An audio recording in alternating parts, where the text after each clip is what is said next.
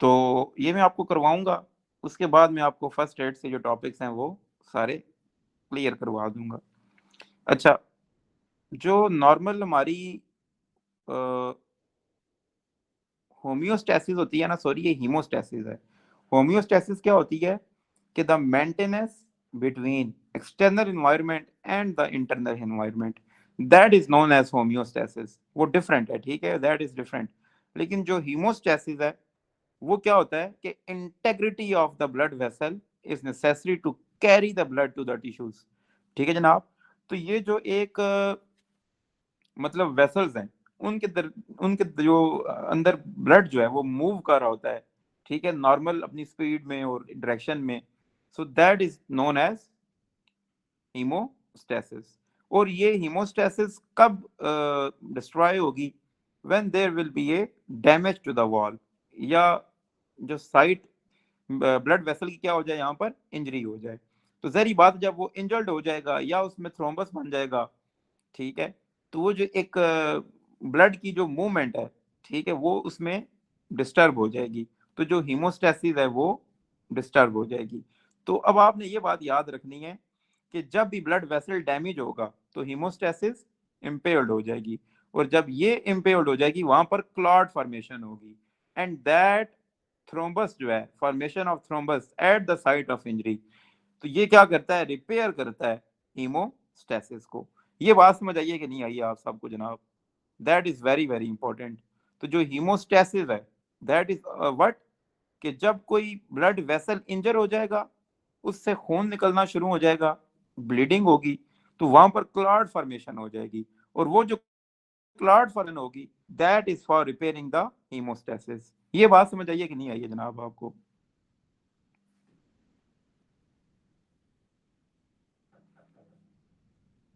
ये topic clear, ये बात समझ आइए सर कि नहीं हुई डॉक्टर साहब? दोबारा बताऊं, बता दें? सर एक बार हेलो। repeat करके एक बार। अच्छा, दोबारा रिपीट कर दूं, बोले ना जी। देखें, जो हीमोस्टैसिस होती है ना, हीमोस्टैसिस ये है कि अब आपको समझ आ जाएगी। ये है ब्लड वेसल, ये भी है ब्लड वेसल, ये इसके सेल्स हैं और ये इसके सेल हैं।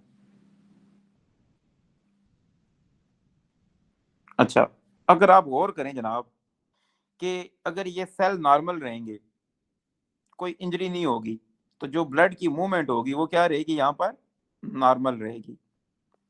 तो इसे हम क्या कहते हैं, नॉर्मल हीमोस्टैसिस। ठीक है। जब ये सेल डैमेज हो जाएंगे, ठीक है, जब ये सेल डैमेज हो जाएंगे, तो यहाँ से जो ब्लड की मूवमेंट है वो ये नॉर्मल इस तरह चल रहा था मिसाल के तौर पे, अब वो क्या होगा, ब्लड लॉस होना शुरू हो जाएगा। ठीक है, तो ये क्या है, ब्लड वेसल की इंजरी हो जाएगी। जब ये वेसल डैमेज होंगे, इंजर्ड होंगे, तो जो हीमोस्टैसिस है, नॉर्मल मूवमेंट, ब्लड वेसल जो मतलब ब्लड को मूव करने में हेल्प करता है, वो क्या हो पाएगा, नहीं हो पाएगा। और यहाँ पर क्या होना शुरू हो जाएगी, ब्लीडिंग। अब यहाँ पर क्या बनेगा, थ्रोम्बस बनेगा। यहाँ पर क्या बनेगा, थ्रोम्बस बनेगा। और ये जो थ्रोम्बस है ये क्या करेगा, इस ब्लीडिंग को रोकेगा, ताकि यहाँ से क्या ना हो, ब्लड लॉस ना हो। ठीक है। और जब ये थ्रोम्बस यहाँ बन जाएगा प्लेटलेट का, ये देखिए ये थ्रोम्बस बन गया है, तो ये जो मूवमेंट है, यहाँ पे ब्लड आ रहा था ये नहीं आ पाएगा। तो ये नॉर्मल क्या होगा, ब्लड का फ्लो दोबारा से नॉर्मल होना शुरू हो जाएगा। सो जो थ्रोम्बस फॉर्मेशन है ये क्या करता है, रिपेयर करता है किसको, होम्योस्टैसिस को, हीमोस्टैसिस को। और हीमोस्टैसिस कब मतलब डिस्टर्ब हो जाती है, जब कोई ब्लड वेसल इंसल्ट हो जाता है या यहाँ पे इंजरी हो जाती है। अब बात समझ आइए कि नहीं आइए जनाब आप सबको? ये क्लियर हुई है कि नहीं? तो जो ब्लड वेसल का, खलील खान साहब खाली, डॉक्टर खाली साहब हंस रहे हैं, क्या हो गया खाली साहब? एक ग्रेट खाली और एक मारे खाली साहब हैं, क्या बात है? समझ नहीं आई जनाब आपको खाली साहब? नहीं समझ आ गई सर, ज्यादा अच्छा खुशी में फिर, दूसरी लॉजिक अच्छा निकली। अच्छा, बस खुशी से मारे छलांग ना मार देना बेड से, ये ना हो कि इम्पेयर्ड हीमोस्टैसिस हो जाए। चलें जनाब, आगे देखें आप। तो ये जनाब क्या है, आपकी हीमोस्टेसिस है। अच्छा, आगे आप देखें कि इस हीमोस्टेसिस को मेंटेन करने के लिए क्या चीज होती है, हमारे पास दो पाथवेज हैं। एक को हम कहते हैं प्राइमरी हीमोस्टेसिस और दूसरे को हम कहते हैं जनाब सेकेंडरी हीमोस्टेसिस। तो हमारे पास कितने टाइप्स की हीमोस्टेसिस हैं जनाब? टू टाइप्स की हीमोस्टेसिस हैं। और ये कब होगी? जब यहाँ पे ब्लीडिंग डिसऑर्डर होंगे। ठीक है जनाब, तो जब भी ब्लीडिंग डिसऑर्डर होंगे, अच्छा अब मैं यहाँ पे एक्सप्लेन करता हूँ आपको। एक को हम कहते हैं प्राइमरी हीमोस्टेसिस और एक को हम कहते हैं सेकेंडरी हीमोस्टेसिस। अब अगर हम प्राइमरी हीमोस्टेसिस की बात करें तो यहाँ पे जो ब्लीडिंग को स्टॉप करने के लिए क्या आएगा? प्लेटलेट आएंगे। क्या आएंगे जनाब? प्लेटलेट आएंगे। और ये प्लेटलेट क्या करते हैं? ये गठे हो जाते हैं। मिसाल के तौर पे ये प्लेटलेट, ये प्लेटलेट, ये प्लेटलेट, ये प्लेटलेट, ये गठे हो गए। तो ये क्या बना देंगे? थ्रोम्बस बना देंगे।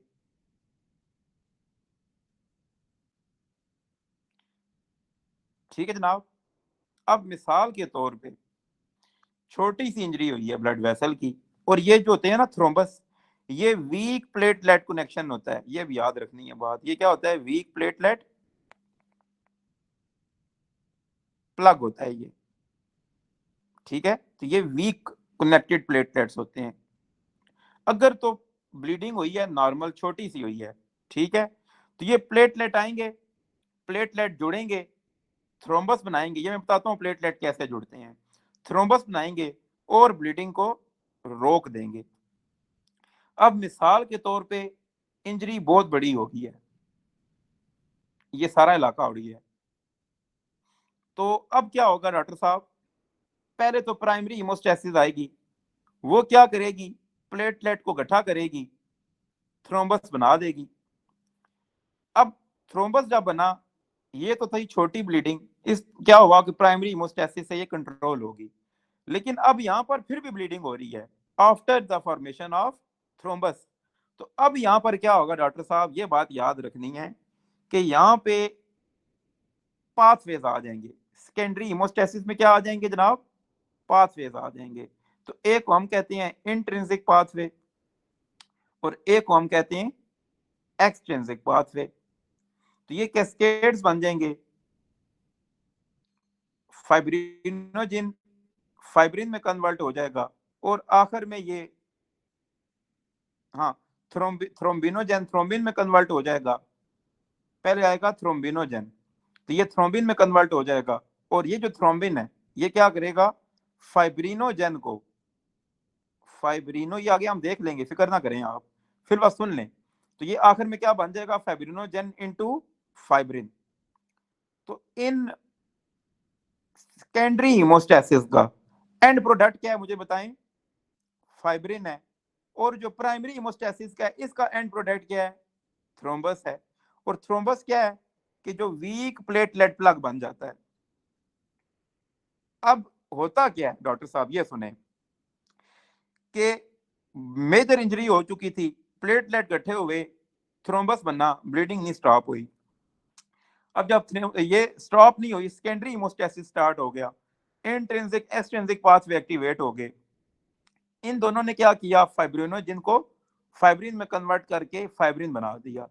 अब ये जो फाइब्रिन भाई साहब है ना, ये क्या करते हैं कि इस वीक प्लेटलेट प्लग को, थ्रोम्बस को, इसके ऊपर आप ये समझ लें कि सीमेंट और चूने वाला हिसाब करते हैं, सीमेंट वाला काम करते हैं। इस वीक प्लेटलेट प्लग को क्या करते हैं? ये मजीद स्ट्रांग कर देते हैं।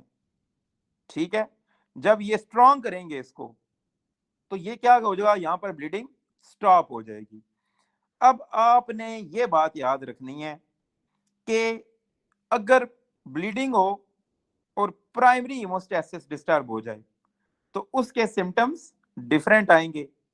और अगर मिसाल के तौर पे प्राइमरी हीमोस्टेसिस नॉर्मल है, सेकेंडरी हीमोस्टेसिस का मसला आ जाए तो उसके सिम्टम्स भी डिफरेंट हो जाएंगे। आप में से मुझे ये बताएं आप जनाब कि इनमें से सिम्टम्स किसके ज्यादा सीवियर होंगे? प्राइमरी हीमोस्टेसिस डिफेक्ट के होंगे या सेकेंडरी हीमोस्टेसिस डिफेक्ट के होंगे? एनीवन? मैं ये देखना चाहता हूँ आपको टॉपिक समझ आया कि नहीं आया। अब आप मुझे बताएं कि जो सिम्टम्स होंगे वो प्राइमरी हीमोस्टेसिस के सीवियर होंगे या सेकेंडरी हीमोस्टेसिस के? Anyone? Sir secondary. Very good, very good. क्योंकि ये देखिए यहाँ पर क्या बन रहा था, वीक प्लेटलेट प्लग बन रहा था, थ्रोम्बस। ठीक है, और मैंने क्या कहा था, जब मेजर इंजरी होगी, बहुत सीवियर ब्लीडिंग होगी, ये थ्रोम्बस से नहीं रुक पाएगी, तो वो सेकेंडरी हीमोस्टेसिस को एक्टिवेट कर देगी। और जब वो सेकेंडरी हीमोस्टेसिस को एक्टिवेट करेगी तो फाइब्रिन आएगा एट द एंड, और फाइब्रिन क्या करेगा कि इस वीक प्लेटलेट, इस थ्रोम्बस को क्या कर देगा, मजीद मजबूत कर देगा। अब आपने ये बात याद रखनी है डॉक्टर साहब कि जब भी प्राइमरी हीमोस्टेसिस का डिफेक्ट होगा तो उसमें क्या होगा, सुपरफिशियल ब्लीड होंगे। क्या ब्लीड होंगे? सुपरफिशियल ब्लीड होंगे। और जो सेकेंडरी हीमोस्टेसिस होगी इसमें कौन से ब्लीड होंगे? डीप ब्लीड होंगे। तो वो डीप ब्लीड क्या होंगे? ब्लीड इन जॉइंट्स, तो इसे हम क्या कहते हैं? Haemarthrosis, haemarthrosis. और जब सर्जरी होगी, उस सर्जरी के बाद क्या करते हैं हम, सर्जरी में कट देते हैं। जिस तरह अब हम हीमोफीलिया में पढ़ते हैं कि आफ्टर सर्कमसिजन बच्चे की जो है वो ब्लीडिंग नहीं रुक रही, तो वो क्या है आपका एंड द हीम आर्थरोसिस, जॉइंट में ब्लीडिंग हो रही है। ठीक है, तो वो क्या है आपका हीमोफीलिया है। और वो किसका मसला आ जाता है? सेकेंडरी हीमोस्टेसिस का आ जाता है। उसमें पाथवे उड़ जाता है, वो आगे हम देखते हैं इंशाल्लाह। तो अभी आप ये बात याद रखिएगा कि आफ्टर सर्जरी अगर ब्लीड स्टॉप नहीं हो रहा, सेकेंडरी हीमोस्टेसिस है।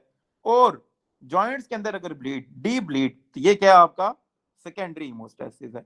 अब अगर हम बात करें प्राइमरी हीमोस्टेसिस की, तो मैंने क्या कहा था, सुपरफिशियल ब्लीड होंगे। तो इसमें फिर क्या क्या आ जाएगा आपका?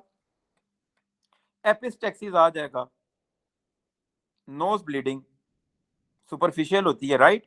अच्छा, आगे क्या होगा इसमें? Ecchymosis, petechiae, ecchymosis and Purpura.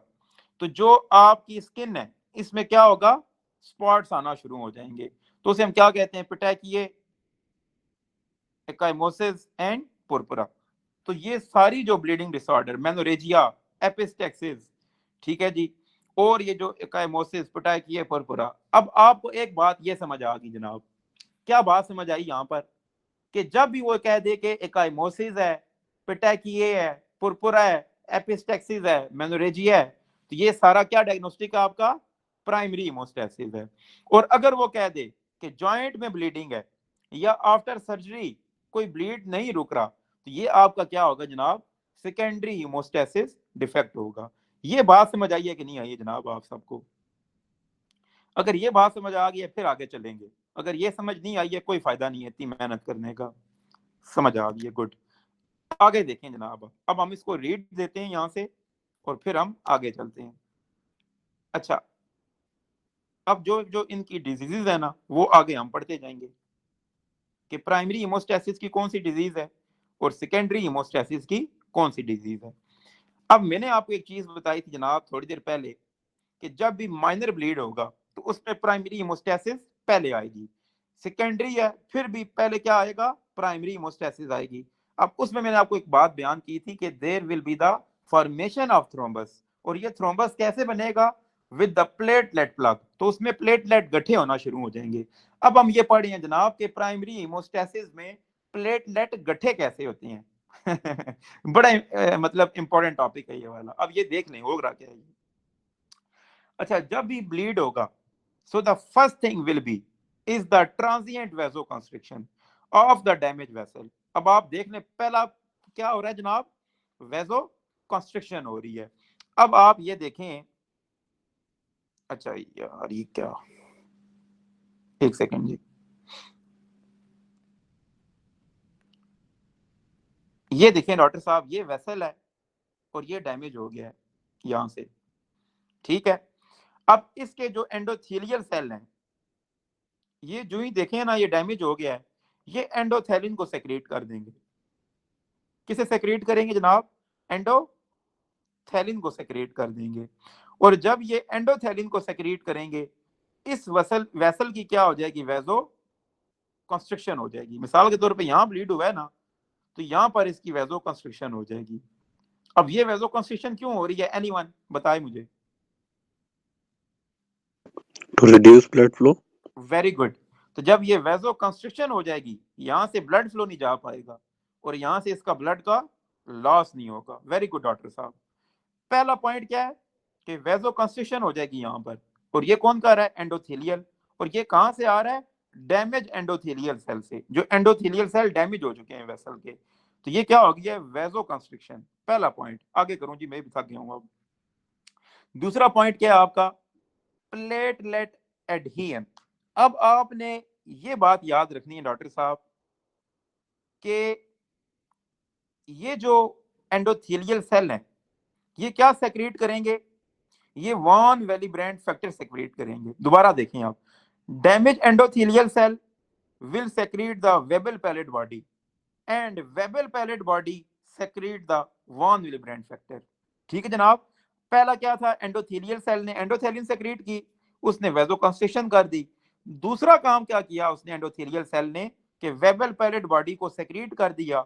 Weber palette body ने क्या किया, वॉन विलिब्रेंट फैक्टर को सेक्रेट कर दिया। अगली बात अब आप देखें कि इस वेसल में क्या घूम रहा है, प्लेटलेट घूम रहा है। ठीक है जनाब। अब इस डैमेज एंडोथेलियल सेल ने क्या चीज निकाला, वॉन विलिब्रेंड फैक्टर। अब इस प्लेटलेट के ऊपर ये जो फ्रीली मूव कर रहा है, इसके ऊपर एक रिसेप्टर है। इस रिसेप्टर को हम क्या कहते हैं, GP1B। ठीक है जनाब। तो ये लिखा हुआ है GP1B। GP1B रिसेप्टर जो है ना, ये वाला, ये क्या करेगा, ये वैसे घूम रहा होता है। ठीक है जनाब, ये घूम रहा होता है फ्रीली, लेकिन जब ये इसके साथ वॉन विलिब्रेंट फैक्टर अटैच हो जाएगा तो ये क्या कर देगा, प्लेटलेट को एक्टिवेट कर देगा। ये बात याद रखनी है आपने। तो जो प्लेटलेट की एक्टिवेशन है ये कैसे होगी, जब यहां से जो डैमेज एंडोथेलियल सेल है ये क्या सेक्रेट करेंगे, वॉन विलिब्रेंट फैक्टर को, और जो प्लेटलेट है इस पे जो रिसेप्टर है दैट इज GP1B। ठीक है। तो जब GP1B इस वॉन विलिब्रेंट के साथ अटैच हो जाएगा तो यहां पर इस प्लेटलेट की क्या हो जाएगी, एक्टिवेशन हो जाएगी। ठीक है जनाब। ये पॉइंट हो गया दूसरा। तो पहले क्या पढ़ा, वेजो कंस्ट्रिक्शन। दूसरा हमने क्या पढ़ा, प्लेटलेट एडहियन। और जब ये एडहियन हो जाएगी तो ये क्या हो जाएगा, एक्टिवेट हो जाएगा। और द एक्टिवेशन, जरी बात है, जब ये अटैच होगा वेसल के साथ तब ये एडहियन के बाद क्या हो जाएगा, इसका एक्टिवेशन हो जाएगी। अच्छा अगला पॉइंट देखें डॉक्टर साहब, आप ये क्या कहता है, जब ये इसके साथ एक्टिवेट हो जाएगा वॉन विलिब्रेंट फैक्टर के साथ GP1B, तो प्लेटलेट को ये पता चल जाएगा यहाँ पर क्या चल रही है, इंजरी चल रही है। अब जब हम कोई पेशेंट देखते हैं हम क्या करते हैं, कॉल करते हैं एम्बुलेंस को, राइट, ताकि वो क्या है, या लोगों को बुलाते हैं ताकि थोड़ी हेल्प हो, सपोर्ट हो। इसी तरह जो प्लेटलेट है, जब ये वॉन विलिब्रेंट फैक्टर 1B के साथ एक्टिवेट हो जाता है तो ये एक्टिवेट होकर क्या करता है, बाकी प्लेटलेट्स को कॉल भेजता है। और वो कॉल कैसे भेजेगा, ये देखें। अब ये क्या करेगा डॉक्टर साहब कि प्लेटलेट ये वाला जो है इसकी हो जाएगी डीग्रेनुलेशन। तो ये सिग्नल कैसे भेजेगा, कॉल कैसे भेजेगा, ये अपनी कर देगा स्टेप 3 इज द डीग्रेनुलेशन। अब जो डीग्रेनुलेशन है ये क्या होगा, ये देखें आप, दो चीजों की डीग्रेनुलेशन होगी। एक होगा जनाब ADP और दूसरा होगा थ्रोम्बोक्सेन A2। तो पहला क्या है जनाब, ADP, दूसरा क्या है, थ्रोम्बोक्सेन A2। ठीक है जनाब। अब आप ये देखें, ये वो वाला प्लेटलेट है जिसकी एडियन हो चुकी थी वॉन विलिब्रेंट फैक्टर के साथ, और यहां से इसने दो चीजों को निकाल दिया, किस किस को, ADP को और थ्रोम्बोक्सेन A2 को। तो ये जो एडियन हुई थी इस पे कौन सा 1B था, GP। लेकिन अब जब ये ADP आएगा, ADP क्या करेगा डॉक्टर साहब, ये सुन लें। अब ये इसके ऊपर रिसेप्टर को बनाना शुरू हो जाएगा और इस रिसेप्टर को हम कहते हैं GP2B3A। ठीक है जनाब।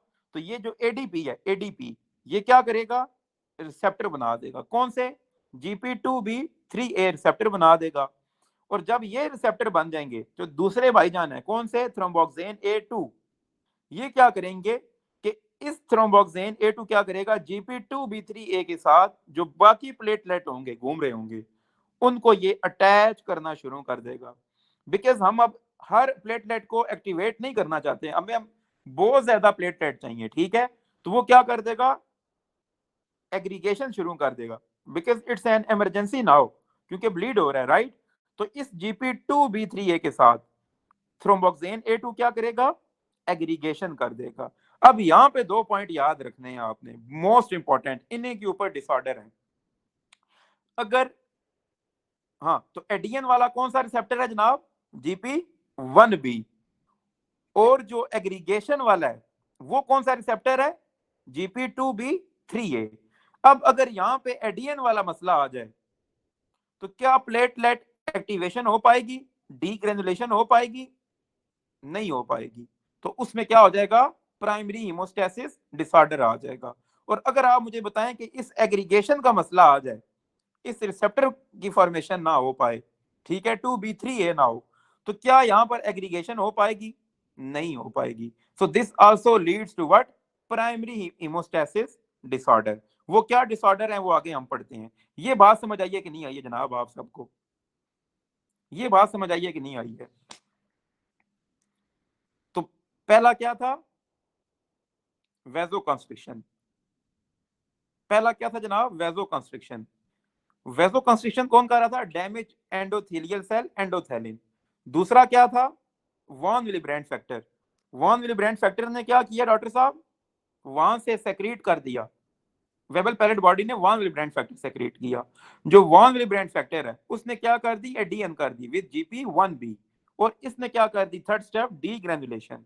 जब डीग्रेनुलेशन की, एडीपी आया, थ्रोम्बोक्सेन A2 आया, और इस एडीपी ने क्या कर दिया, रिसेप्टर बनाए 2B3A, और यहां से इसकी जो थ्रोम्बोक्सेन A2 था।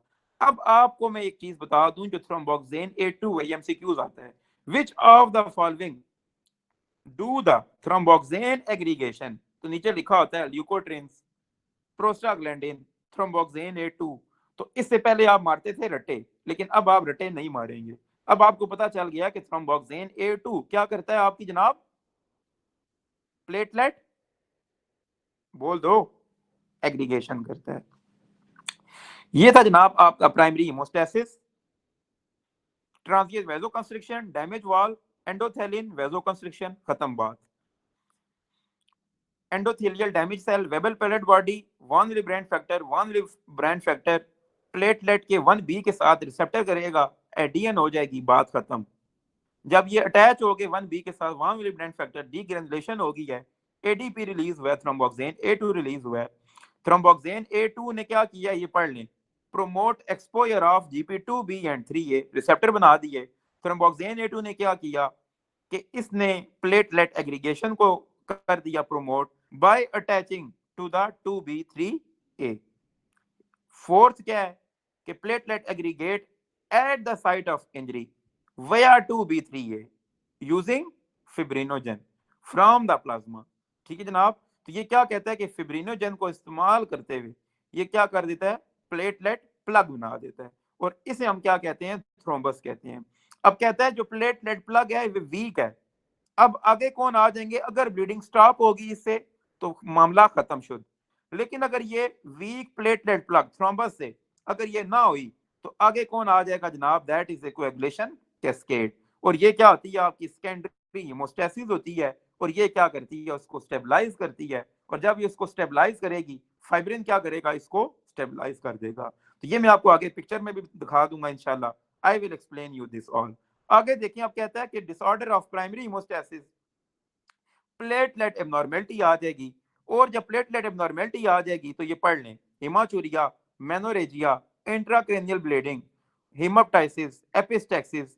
तो द मोस्ट कॉमन क्या चीज है इसमें, एपिस्टेक्सिस है, ये भी याद रखिएगा बात।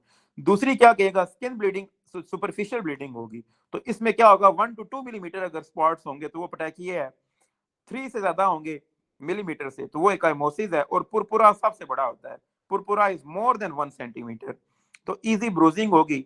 मिसाल के तौर पे बंदा गिर गया नीचे, अब जब बंदा गिरेगा उसको ये ब्लीडिंग के स्पॉट्स नहीं आएंगे, राइट। लेकिन अब जिस बंदे को प्राइमरी हीमोस्टेसिस का डिसऑर्डर होगा, जब वो गिरेगा तो जहरी बात है उसमें क्या हो जाएगी, ब्लीडिंग हो जाएगी। अब मिसाल के तौर पे एक नॉर्मल बंदा गिरा है, जब उसका ब्लड वेसल डैमेज हुआ है तो उसमें प्राइमरी हीमोस्टेसिस नॉर्मल है, ठीक है, वीक प्लेटलेट प्लग बन चुका है और वो बंदा क्या है, उसमें ब्लीडिंग रुक जाएगी। लेकिन एक बंदा है जिसको क्या हो चुका है, आईटीपी हो चुका है, जिसको टीटीपी हो चुका है, जिसको एचयूएस हो चुका है, ये आगे पढ़ते हैं सारी 3 डिजीजेस। तो इम्यून थ्रोम्बोसाइटोपेनिक पुरपुरा, हिमोलैटिक, और जो ये सारे हम देखते हैं आगे।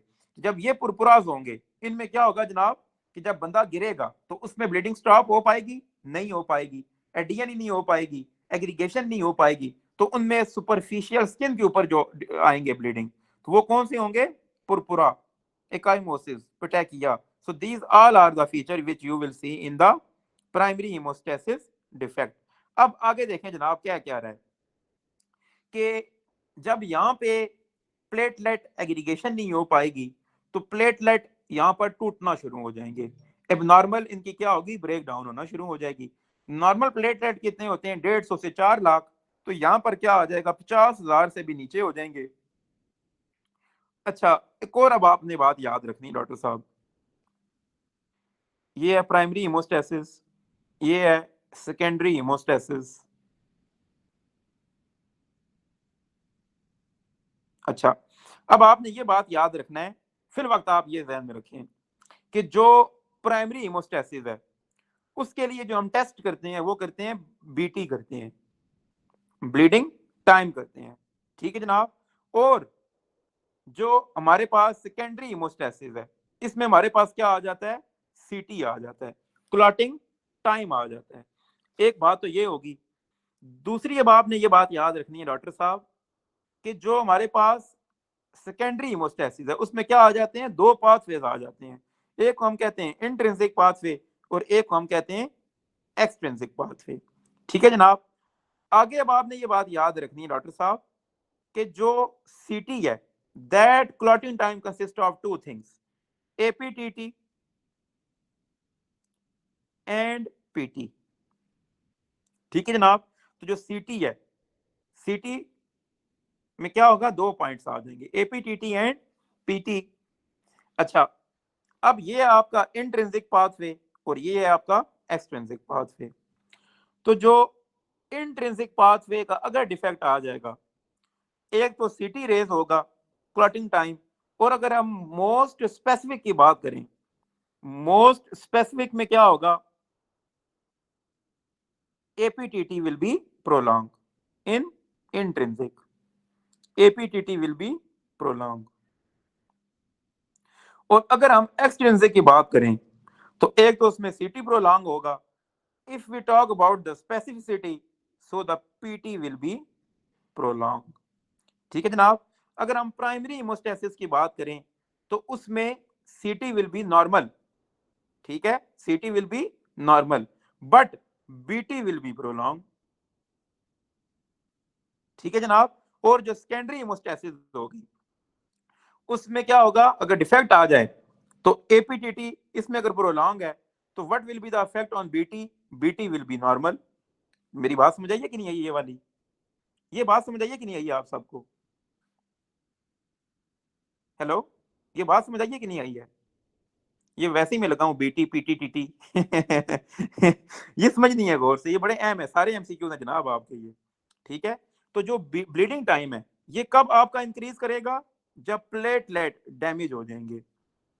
ये बड़ी हाई यील्ड है जनाब आपके क्लिनिकल पॉइंट ऑफ व्यू से, एमसीक्यूज पॉइंट ऑफ व्यू से। एक एक चीज आपको बता रहा हूँ, आप जिंदगी भर मतलब आपका ये काम बड़ा अच्छा हो जाएगा। तो आगे इसमें क्या होगा, APTT and PT will be prolong. ओहो मैंने जाना भी है आगे, हॉस्पिटल वालों ने कॉल की हुई है कि पहुंच जाओ डॉक्टर साहब, लेकिन चलो हम ये डिजीज जल्दी जल्दी खत्म कर लेते हैं। अभी प्राइमरी हीमोस्टेसिस भी मुक जाना बड़ी गल है। आगे देखें जनाब, अब हम पढ़ते हैं जनाब, ये पढ़ें ब्लीडिंग टाइम नॉर्मल क्या है, 2 to 7 मिनट है, तो इसमें क्या हो जाएगा, 9 आ जाएगा, इंक्रीज कर जाएगा। किसकी बात कर रहा हूं, प्राइमरी हीमोस्टेसिस डिफेक्ट की बात कर रहा हूं। अच्छा, बोन मैरो बायोप्सी करेंगे, मेगा कैरियोसाइट बनेंगे, ये मैं आपको बता देता हूं, लिम्फाइड सीरीज होती है, माइलाइड सीरीज होती है। माइलाइड सीरीज से हमारे पास क्या निकलता है, मेगा कैरियोब्लास्ट निकलता है। मेगा कैरियोब्लास्ट मेगा कैरियोसाइट में कन्वर्ट होता है। ये आगे मैं ल्यूकीमिया में पढ़ा दूंगा, आपको फिक्र ना करें। और जो मेगा कैरियोसाइट है ये क्या है, इमेच्योर होते हैं। तो जो जहरी बात है, प्लेटलेट टूटना शुरू हो जाएंगे तो जो बोन मैरो है वो क्या करेगी, मेगा कैरियोसाइट्स को प्रोड्यूस करेगी ज्यादा प्लेटलेट के लिए। तो mega karyocyte will be increase in this, not very important but आगे देखें आप। अब हम बात करते हैं जनाब आईटीपी की, टीटीपी की और एचयूएस की। ये टॉपिक खत्म। देखें जनाब, बिस्मिल्लाहिर्रहमानिर्रहीम। अब ये कहता है डॉक्टर साहब कि एक बंदा है, उसको क्या हुआ है, इन्फेक्शन हुआ है, ठीक है, या एसएलई है, या वायरल इन्फेक्शन के बाद अब वो क्या डायग्नोस्टिक देगा, सुन लें। A patient come to the clinic after immunisation. ये भी याद रखिएगा, जो डबल ए वाले हैं ये देखें, यहां से एमसीक्यूज उठाया उन्होंने। लोग कहते हैं समझ नहीं आ रही, पढ़ेंगे तब समझ आएगी। ये देखें, इम्यूनाइजेशन के बाद जहरी बात है आप एंटीबॉडी देंगे, ठीक है, इसमें इम्यूनाइजेशन में। तो वो एंटीबॉडी क्या करेगी, मुझे बताएं, प्लेटलेट को तोड़ना शुरू हो जाएगी, ठीक है। तो आफ्टर इम्यूनाइजेशन और वायरल इन्फेक्शन, वायरल इन्फेक्शन के बाद या बैक्टीरियल इन्फेक्शन के बाद अगर जहरी बात है उसमें क्या प्रोड्यूस होंगी, एंटीबॉडीज प्रोड्यूस होंगी। और वो एंटीबॉडीज क्या करेंगी, प्लेटलेट को डैमेज करना शुरू हो जाएंगी। और जब प्लेटलेट डैमेज होना शुरू हो जाएंगे तो आपके क्या फीचर आएंगे जनाब, एकाइमोसिस, पिटैकिये, पुरपुरा और मेनोरेजिया, एपिस्टेक्सिस। तो ये सारे फीचर आ जाएंगे इसमें। और this is the defect of primary haemostasis और secondary, anyone? Sir, primary. Very good. तो प्राइमरी क्यों, इसमें प्लेटलेट डैमेज हो रहे हैं, and that is the antibody induced platelet damage, ठीक है जनाब। अब आप ये देख लें होगा क्या, चिल्ड्रन में राइज हो गया आफ्टर वायरल इन्फेक्शन, इम्यूनाइजेशन, ठीक है जी। और ये किसके साथ आएगा, विद एपिस्टेक्सिस और ब्लीडिंग के साथ आएगा। यह एसएलई के पेशेंट में होता है। लैब फाइंडिंग देखिए इसमें क्या होगा आपका, कि प्लेटलेट कम हो जाएंगे। अब पढ़ें ये वाला क्या लिखा हुआ है, नॉर्मल पीटी एपीटीटी क्यों होगा, मुझे बताएं आप, anyone? Normal PT APTT why? क्योंकि प्राइमरी मसला है। वेरी गुड, वेरी गुड, शुक्र है कि मैं समझ आ गई आप सबको बात। That is the issue of what, primary haemostasis. अब आप मुझे बताएं इसमें क्या चीज इंक्रीज करेगी अगर पीटी एपीटीटी नॉर्मल है? BT. Very good, very good. तो बीटी विल बी प्रोलॉन्ग। तो बीटी क्यों प्रोलॉन्ग होगा, जब भी प्लेटलेट टूटेंगे तो उस वजह से क्या होगा, बीटी प्रोलॉन्ग होगा। और mega karyocyte on the bone marrow biopsy, ये बता चुका हूं। अब इसमें हम ट्रीटमेंट क्या करेंगे, स्टेरॉइड देंगे, इम्यूनोसप्रेशन करेंगे, आईवीआईजी देंगे। अब आगे पढ़ें। अब आप ये देखें, ये जो स्प्लीन है, स्प्लीन क्या करती है, मैक्रोफेज निकालती है जो प्लेटलेट को डैमेज कर रहे होते हैं। अब अगर हमने कॉर्टिकोस्टेरॉइड दिए, इम्यूनोग्लोबुलिन्स लगा दी, सब कुछ कर दिया पेशेंट का, फिर भी जो ब्लीडिंग है वो रुक नहीं रही, तो उसमें हम क्या करेंगे, फिर स्प्लीनेक्टमी करेंगे, स्प्लीन को रिमूव कर देंगे। In the case of refractory, जब वो रिफ्रैक्टरी केस हो जाएगा, हमने स्टेरॉइड दे दिए, सारे ट्रीटमेंट कर दिया, वो नहीं रुक रहा, बाज नहीं आ रहा स्प्लीन, तो हम क्या कर देंगे, इसकी स्प्लीन को भी उड़ा देंगे। तो ये था आपका जनाब इम्यून थ्रोम्बोसाइटोपेनिक पुरपुरा। तो after viral infection or any autoimmune disease or immunization, so the BT prolong, that is diagnostic of immune thrombocytic penic purpura। और फीचर सारे यही आएंगे, ये इसमें लिखे नहीं है क्योंकि इसने ऊपर लिख दिए फीचर, ये वाले, ये म्यूकोजल ब्लीडिंग, एपिस्टेक्सिस, ये सारे फीचर आ जाएंगे प्राइमरी हेमोस्टेसिस के। अब डॉक्टर साहब नेक्स्ट टॉपिक है माइक्रो एंजियोपैथिक हेमोलाइटिक एनीमिया। अगर बात की जाए तो ये क्या क्या होता है, ये सुन लें। इसमें हमारे पास दो डिजीजेज होती हैं, एक को हम कहते हैं टीटीपी और एक को हम कहते हैं HUS, हीमोलाइटिक यूरेमिक सिंड्रोम। तो अब हम पहले पढ़ते हैं हीमोलाइटिक यूरेमिक सिंड्रोम, और फिर मैं आगे आपको बताता हूं जो दूसरी डिजीज है टीटीपी। अच्छा, अब आपने ये बात याद रखनी डॉक्टर साहब कि जो हीमोलाइटिक यूरेमिक सिंड्रोम है, इसमें बच्चों में जो मोस्ट कॉमन काज है वो क्या है, ई कोलाई O57H7, ये बात याद रखनी है। अब अगर वो कहते हैं डायसेंट्री है पेशेंट को, एकाइमोसिस है, पिटैकिये है, पुरपुरा है, तो ये क्या है आपका HUS की कॉज क्या होगी, ई कोलाई का स्ट्रेन होगा। ये आप रट लें इस बात को, ये सबसे इंपॉर्टेंट चीज है। अगर डायसेंट्री कौन करता है, ई कोलाई का O57 157 और 87 कॉज करता है। और ये क्या होगा इसमें कि ये प्लेटलेट को डैमेज कर देगा डेसेंट्री के साथ साथ, तो उसमें काइमेसिस अटैक ये पुरपुरा वाले फीचर आ जाएंगे। तो अब ये पढ़ लें इसमें क्या क्या होगा HUS में। हाँ, इसमें स्किन ब्लीडिंग होगी, हेमोलाइटिक एनीमिया होगा, आरबीसीज डैमेज होना शुरू हो जाएंगे। जब एबनॉर्मली, जरी बात है हीमोस्टेसिस जो है ना, इसमें एबनॉर्मेलिटी आ जाएगी, प्लेटलेट डैमेज होना शुरू हो जाएंगे, और साथ साथ क्या डैमेज होना शुरू हो जाएगा, हीमोग्लोबिन भी डैमेज होना शुरू हो जाएगा। तो उस वजह से क्या आ जाएगा, एनीमिया आ जाएगा। 2 पॉइंट हो गए। और तीसरा पॉइंट क्या आएगा इसमें, रीनल इनसफिशिएंसी। तो अब आपने ये बात याद रखनी है डॉक्टर साहब, एम जो बात है वो क्या है, ये है HUS और ये है TTP। अच्छा, इसमें आ जाता है ट्राइएट और इसमें आ जाता है पेंटार्ड, 5 आ जाते हैं। तो पहला क्या होगा, skin mucosal bleeding, superficial bleeding सारी। दूसरी क्या चीज आ जाएगी, एनीमिया, ब्लड कम हो जाएगा। और तीसरी जो बात आएगी वो क्या आएगी जनाब, आपका रीनल फेलियर आ जाएगा, क्योंकि ये जो वेसल होंगे कौन से, रीनल आर्टरी के, वो डैमेज होना शुरू हो जाएंगे। तो रीनल इनसफिशिएंसी, ये जो ट्राइएड है ना, this triad is common between HUS and TTP। ठीक है जनाब, ये क्या है, कॉमन है। लेकिन ये पहला भी कॉमन है, एनीमिया सा भी कॉमन है, और रीनल वेसल जो डैमेज होंगे, रीनल इनसफिशिएंसी, ये भी फेलियर लिख देता हूं, failure, renal failure, renal failure, ये भी कॉमन है। अब ये अगर तीनों कॉमन है तो डिफरेंट क्या होगा, पेंटार्ड में क्या आ जाएगा, the fourth which is different one, fever and CNS involvement, and CNS involvement. ये मैं बताता हूं TTP क्यों होती है, मैं बोला नहीं हूं, सिर्फ मैं आपको यहां पर ये बता रहा हूं कि ये जो तीनों हैं कौन कौन से, superficial bleed, anaemia, renal failure, this is common. But जो TTP है इसमें क्या होता है, this is more severe and the CNS involvement. तो उसमें क्या आ जाएगा, फीवर आ जाएगा, और प्लस क्या आ जाएगा, CNS involvement, I mean to say confusion आ जाएगा। ये बात समझ आइए कि नहीं आई जनाब, आप सबको ये बात क्लियर हुई है कि नहीं हुई है, TTP एंड HUS ये क्लियर हो गया। आगे देखें आप, इन दोनों में क्या चीज इंक्रीज करेगी मुझे बताएं, एनीवन, हेलो, इन दोनों में क्या रेज होगा, BT BT रेज होगा। और PT BT APTT क्या हो जाएगा, नॉर्मल। नॉर्मल होगा। गुड, एक वो पॉइंट तो ये normal हो होगा। गया। जी डॉक्टर साहबा, अच्छा गुड। अच्छा आगे देखें जनाब, तो ये जो HUS है ये क्यों होता है जनाब, अंडर कुक बीफ खाते हैं जो लोग, वो क्या रिलीज करते हैं, टॉक्सिन रिलीज करते हैं, ठीक है। तो इक्लाय वेरोटॉक्सिन, ये या जो अंडर कुक बीफ खाते हैं ये सारे क्या कॉज करते हैं, HUS कॉज करते हैं।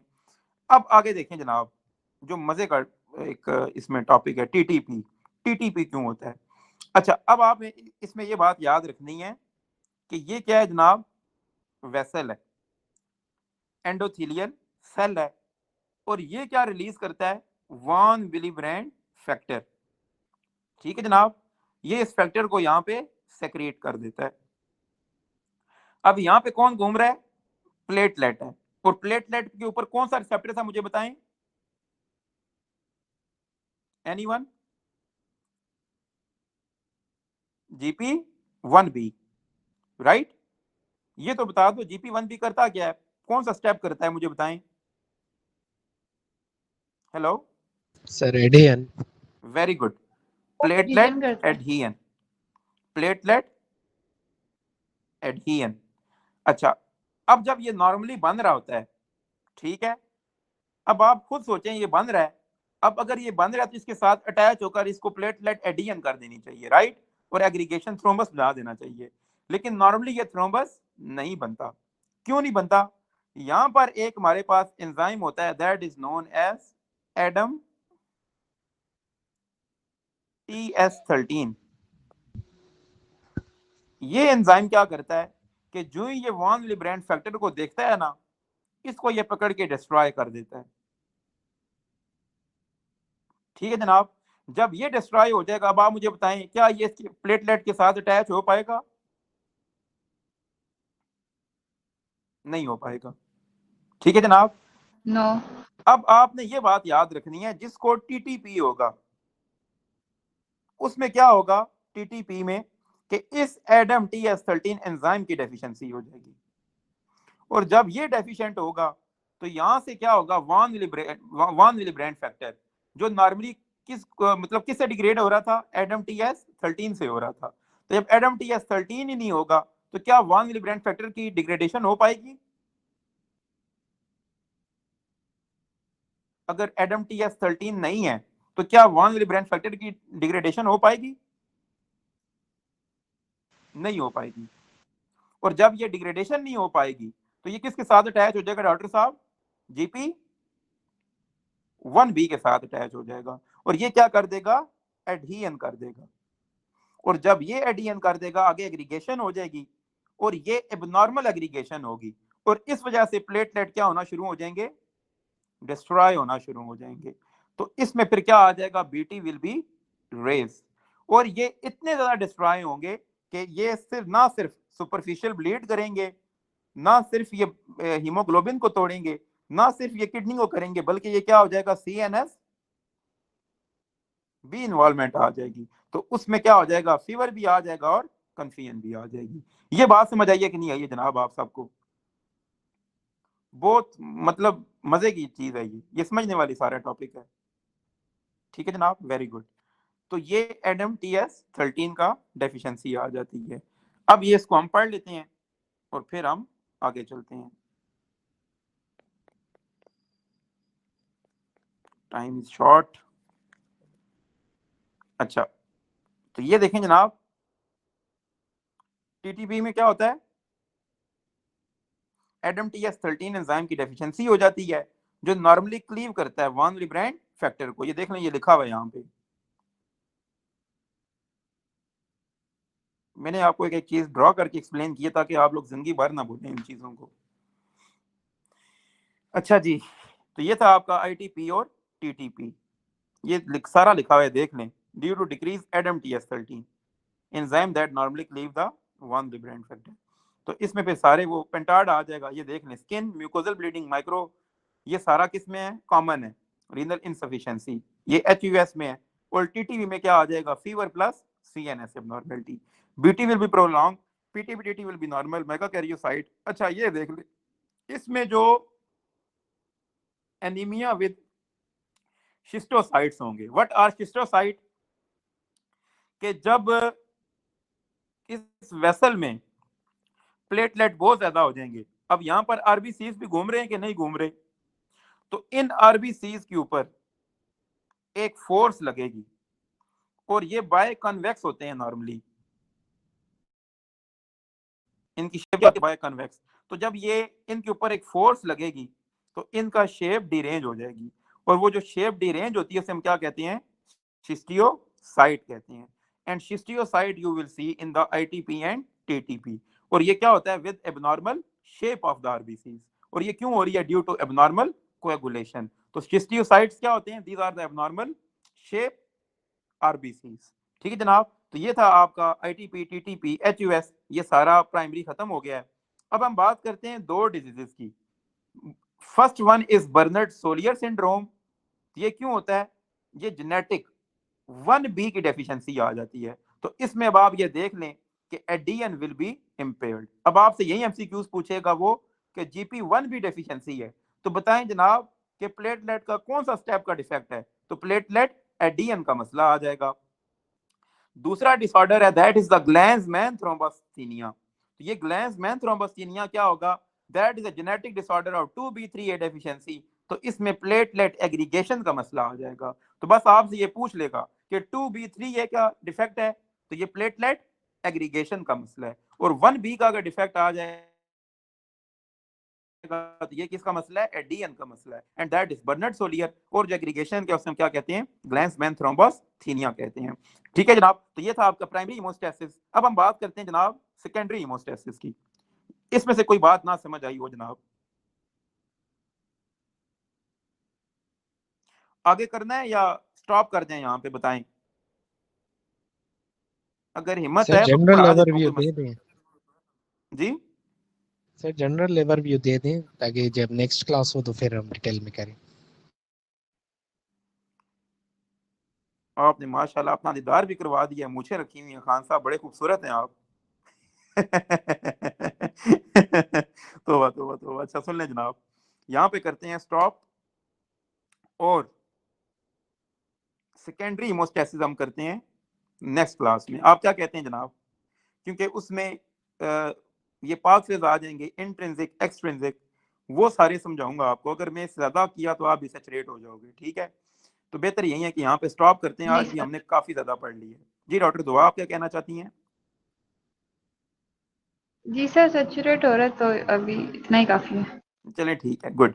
तो इंशाल्लाह नेक्स्ट क्लास में हम आपको सेकेंडरी हीमोस्टैसिस करवाएंगे, साथ एनीमियाज करवाएंगे, क्योंकि these are very difficult topic and it's all about the concept.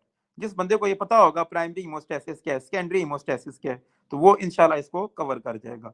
Next class में हम शुरू करेंगे सीधा सेकेंडरी हीमोस्टैसिस से, and we will do it from the first aid इंशाल्लाह। और फिर ये सारा आपको मैं डिसऑर्डर करवा के इंशाल्लाह ये खत्म कर दूंगा। सिर्फ 2 डिजीज हैं यार, क्या है इसमें? हीमोफीलिया है और वॉन विलिब्रेंट फैक्टर डेफिशिएंसी है।